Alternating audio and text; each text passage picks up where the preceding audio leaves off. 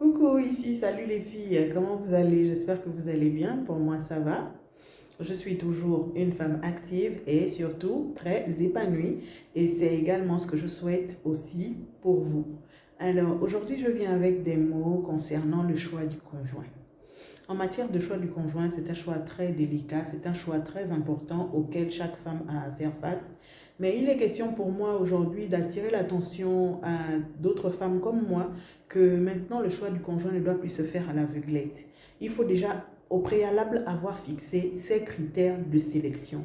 Mes critères de sélection à moi ne sont pas les critères de sélection de Sonia, ne sont pas les critères de sélection de Natacha, ne seront pas les critères de sélection de toutes les autres femmes. Mes critères de sélection, ce sont mes critères à moi et à moi-même de les fixer. Et lorsque le prétendant se présentera, à moi-même de cocher dans les cases pour savoir si exactement il répond ou bien, on va dire, à la majorité, s'il répond aux critères que je me suis fixés. Parce que en matière de critères, il y a des critères négociables et des critères non négociables, les filles. Quand je parle de critères négociables, c'est le fait, par exemple, on peut lui passer encore le fait que quand il aille se soulager, il ne tire pas la chasse. On peut lui passer encore le fait que quand il rentre, il dépose ses chaussures un peu partout. On peut lui passer encore le fait, parce que ça, c'est des choses qu'on peut modifier, que l'on peut arranger avec le temps. Mais les choses que quand vous êtes encore au début de la relation, ou bien avant même le début de la relation, il te fait encore la cour, mais il commence à te gronder, il te fait encore la cour, il commence à te menacer devant les gens, il te fait encore la cour, vous n'êtes même encore qu'à quelques semaines du début de votre relation, il commence à te pousser la tête, il commence à te mettre les balayages à la route, ma soeur. Et là, tu dis que tu as trouvé. Et là, tu es sérieuse que tu veux continuer, tu veux rester dans ça. Non, il y a des choses pour lesquelles on ne négocie pas. Il y a des choses sur lesquelles il ne faut pas passer l'éponge. Il y a des choses sur lesquelles il ne faut pas faire preuve de négligence parce que un oppresseur de ce genre-là, il peut te garder Mangamba toute la vie. Tu n'arrives plus à te tirer de ses griffes. Ou bien au moment où lui-même il décide de te laisser tomber, tu es une épave sentimentale, une épave émotionnelle. C'est carrément ça.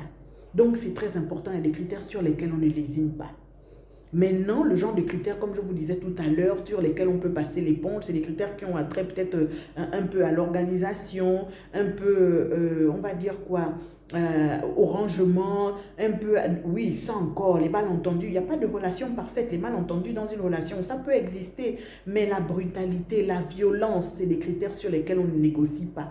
Dès qu'il est comme ça, dès que tu remarques un petit point comme ça, maman, prends tes jambes à ton cou et fuis. Il y a aussi le fait qu'on ne choisit pas son conjoint sur la base de critères changeables, sur la base de critères muables, sur la base de critères qui peuvent être modifiés sur la durée, ou je veux dire qui peuvent changer sur la durée, comme par exemple la beauté, ça c'est pas un critère de sélection. Comme par exemple la situation financière, ça c'est pas un critère de sélection. La situation sociale, ça c'est pas des critères de sélection. Parce que du jour au lendemain, le gars peut se retrouver dans une difficulté financière, il peut traverser une mauvaise passe comme tout le monde en traverse d'ailleurs, et comme il y en a dans tous les ménages. Et qu'est-ce que tu vas faire? Puisque c'est sur la base de ce critère-là que tu l'as choisi, puisque c'est en te basant sur ça, en t'appuyant sur ça que tu l'as choisi. Je ne dis pas qu'il faut forcément prendre une personne qui n'a pas de moyens dès l'instant où il répond à ce que tu cherches ou bien à te dire. Non, je ne dis pas ça. Mais je dis simplement que ça ne doit pas constituer la majorité de tes critères. Sur 100%, l'aspect financier et l'aspect physique ne doivent pas, comment dire, ne doivent pas prendre 70 ou 75%, c'est pas possible. Mets 30% dessus. Mets 30% dessus. Et le reste, on va voir sur le fait de il sait te traiter, sur le fait de il sait te parler, sur le fait de il est intelligent en dépit du fait qu'il n'ait pas d'argent ou bien qu'il ait de l'argent. Parce qu'il y a des gens qui ont l'argent et qui ne sont pas intelligents. Après la bêtise, là, c'est pour emmener ça dans tout. Quand lui, il va tomber et que c'est toi qui seras en haut, c'est pour t'emmener maintenant les langages du village, là, pour te dire que non, oui, tu me parles maintenant comme ça, là, parce que c'est toi qui as l'argent, tu me fais comme ça. Non, ça, c'est des choses qui gaspillent les relations. Donc les filles, à partir de maintenant, réfléchissez bien. On ne choisit pas un homme sur la base du fait qu'il soit beau, sur la base du fait qu'il ait de l'argent. Parce que du jour au lendemain, tout ça là peut changer. Il peut faire un accident et voilà, il est maintenant, comme on dit chez nous, ipitou. Qu'est-ce que tu fais de ça?